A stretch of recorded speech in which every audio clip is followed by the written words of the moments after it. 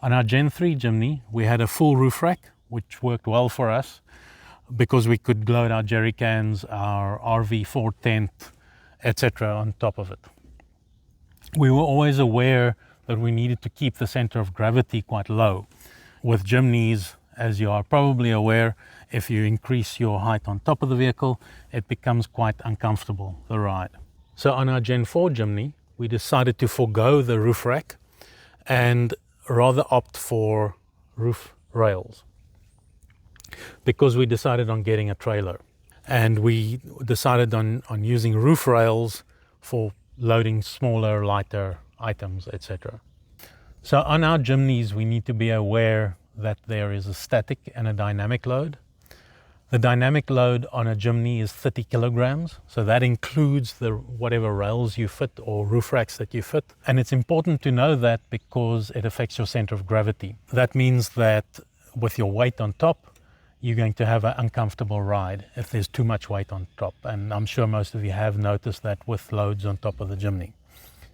There's an interesting video of Ronny Dahl where he explains these static and dynamic loads, and we'll put a link to that at the bottom of our video. Just to highlight some of the reasons why we rather went for the load bars. Firstly, the load bars are much lighter. So each load bar weighs about 3.3 kgs. So that means we've got about just under 10 kilograms of the dynamic load on top of the roof, on the gutters. You'll see when you do the research, some of the roof racks actually take up between 24 and 27 kilograms of weight on top of the roof. That leaves you about 3 to 4 kilograms worth of loading weight. Another reason why we decided on going with the load bars is because they're so easy to configure. You can easily move this up closer to the center load bar and this to the back load bars as well. You can even add in an additional one in between, and they're very easy to mount and remove as well. What we found as well is that we can easily mount our awning as well. So it's a nice height, and you can mount your awning off this or on the other side as well. And we use the Ironman 4x4 awning, which we found quite handy to use because we use that on our trailer as well. So we decided load bars was the way to go, and we decided on the Dahl load bars. The reason for the Dahl load bars is we like the way that these clamped. They've got rubber at the bottom and they've got rubber inside that clamp quite nicely in the gutter and don't damage the paint. We like the sleek look and attention to detail from the Dahl load bars, and it keeps the profile nice and close to the roof as well. We believe this also allows you to load a table underneath, so you can still clamp a table underneath this as well. Living at the coast, we need a product that is both durable and doesn't oxidize, and Dahl has a 5-stage coating process for the aluminium. They also provide stainless steel fixtures, so all the hardware is stainless steel.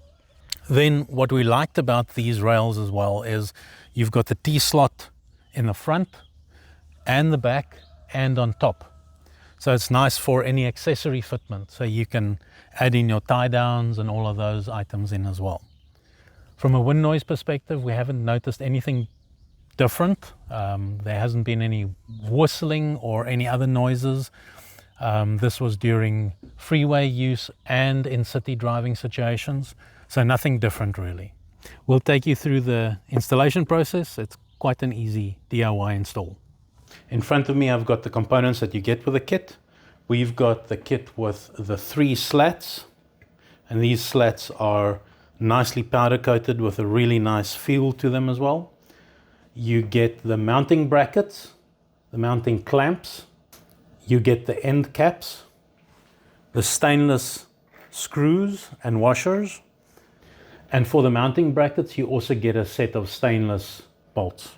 From a tool point of view, you will need a Allen key wrench and a torque wrench. Both these are 5mm Allen keys. Next, I'll take you through the assembly process. So what we'll do first is we'll prepare the slats by inserting the M8 nuts. It's important to insert the nut by ensuring that the blue nylock area is facing upwards.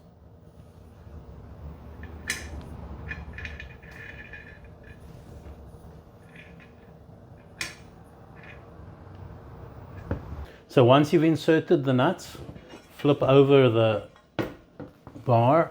Once we've flipped over the slat, what we'll do is we'll mount the bracket, and we'll use the bolt with a washer.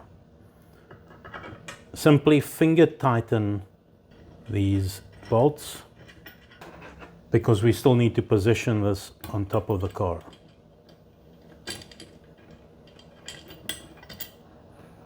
We'll repeat this on the opposite side as well.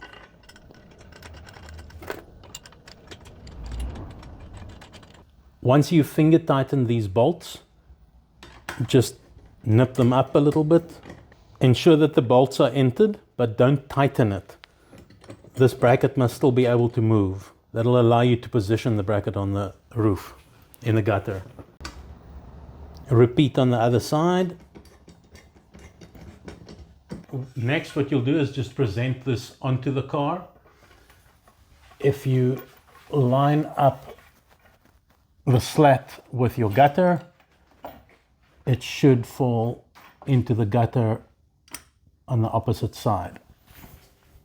We installed this load bar, the rear load bar first, and we ensured that it cleared the beasting aerial. To ensure that we position this correctly, we used a rudimentary measuring dowel to determine the distance from the back gutter to the beginning of the load bar over here. We marked that and then positioned this side in the same position. It's important to get this distance right because you're going to measure from this face to your next load bar and the one in front. If you've got two load bars, you'll need to position from the back of this load bar as well to your front load bar, and otherwise it might end up skew. That's the benefit of getting a roof rack, because a roof rack is already positioned, so you can easily position that, and it's a rigid structure, but these are not rigid. So you need to ensure that the position is correct once you install the first load bar, and from there you measure to the next ones. So we measured from this front face to the front of the Jimny, and we determined that this was the position we wanted our front slat, and we simply marked the position. You can use masking tape or some vinyl tape as well. This dimension, the center of it, will determine where we position our center load bar. Once you've placed the load bar on the roof in position, what you'll do is simply tighten the bolts underneath, and that'll allow you to lock the load bar section in place. What we normally do is we add a little cloth underneath just to protect the roof. So next what we'll do, after we've nipped up the front bolts on each side, is we'll remove the load bar, and now we need to torque these up to 25 Newton meters.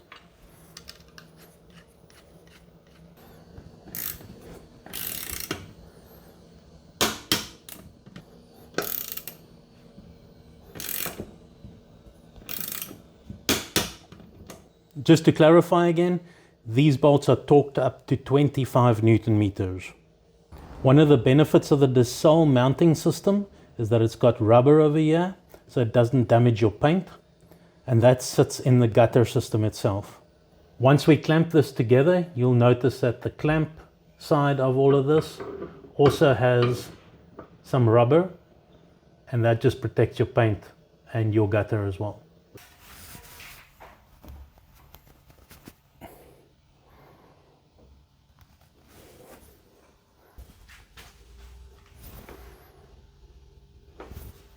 Next, we'll install the clamps.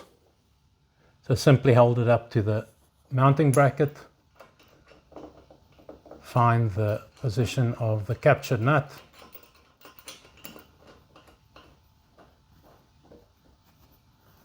and finger tighten. We'll do the same with all the other brackets. Once we've positioned and finger tightened the bolts for the mounts, we will use the torque wrench again, and this time ensure that you torque it to 7.5 Newton meters.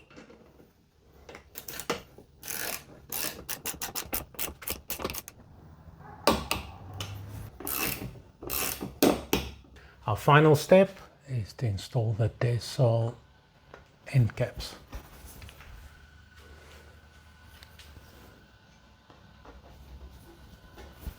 As a DIY project, this was an easy install. I'm very happy with the fit and finish of the bars, and it looks real good. And now to test them. If you would like to see more of our content, like and subscribe.